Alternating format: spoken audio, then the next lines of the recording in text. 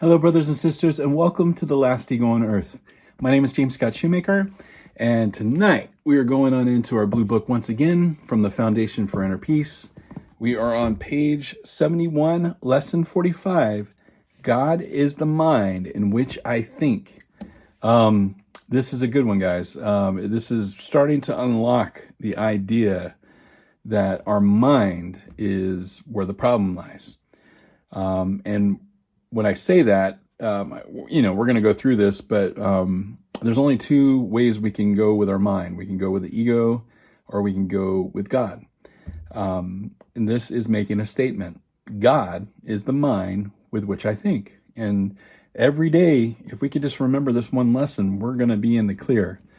And, it takes a lot to grasp onto what this means. For so long, we have believed that we're bodies, that the things around us are really happening.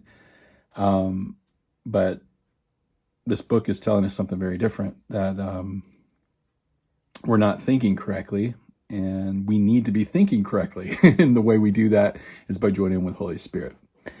All right, guys, so here we go. We're going to go ahead and go through this. As I've said before many times, and I love making this disclaimer, I'm just your brother.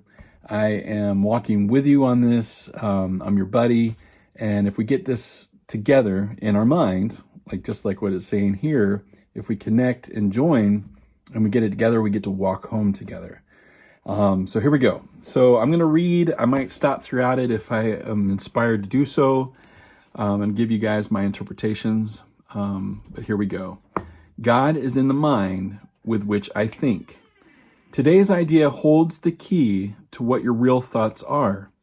There are nothing that you think, just as nothing you think you see is related to vision in any way. There is no relationship between what is real and what you think is real. Nothing you think are your real thoughts resemble your real thoughts in any respect. Nothing that you think you see bears any resemblance to what vision will show you. You think with the mind of God, therefore you share your thoughts with Him, as He shares His with you. They are the same thoughts because they are thought by the same mind. To share is to make alike or to make one. Nor do the thoughts you think with the mind of God leave your mind, because thoughts do not leave their source. Therefore, your thoughts are in the mind of God as you are. They are in your mind as well, where He is. As you are a part of His mind, you are your thoughts part of His mind. Where then are your real thoughts? Today we will attempt to reach them. We will have to look at them in your mind because that's where they are. There must still be there because they cannot have left their source. What is thought by the mind of God is eternal, being part of creation.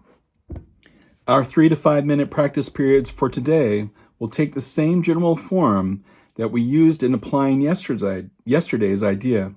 We will attempt to leave the unreal and seek for the real. We will deny the world in favor of truth. We will not let the thoughts of the world hold us back. We will not let the beliefs of this world tell us what God would have us do is impossible. Instead, we will try to recognize that only what God would have us do is possible. We will also try to understand that only that God would have us do is what we want to do. And we will also try to remember that we cannot fail in doing what He would have us do. There is every reason to feel confident that we will succeed today. It is the will of God. Begin the exercises for today by repeating the idea to yourself, closing your eyes as you do so.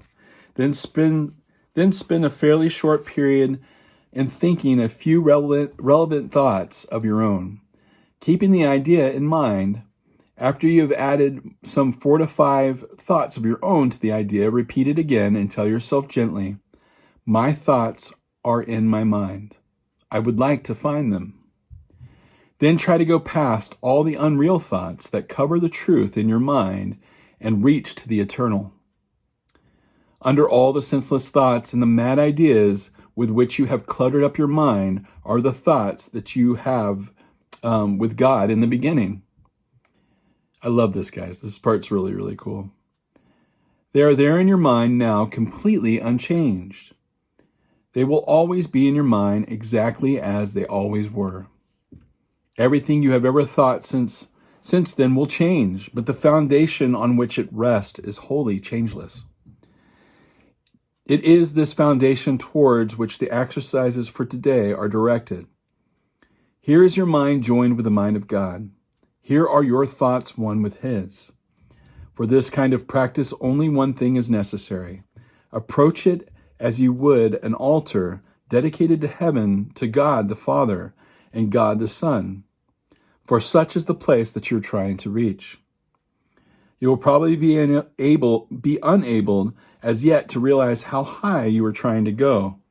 Yet even with the little understanding that you have already gained, you should be able to remind yourself that this is no idle game, but an exercise in holiness in the attempt to reach the kingdom of heaven. In the shorter exercise periods for today, try to remember how important it is that you understand the holiness of the mind that thinks with God. Take a minute or two as you repeat the idea throughout the day to appreciate your mind's holiness. Stand aside, however, briefly from all thoughts that are unworthy of Him whose host you are, and thank Him for the thoughts He is thinking with you. All right, guys, there we go.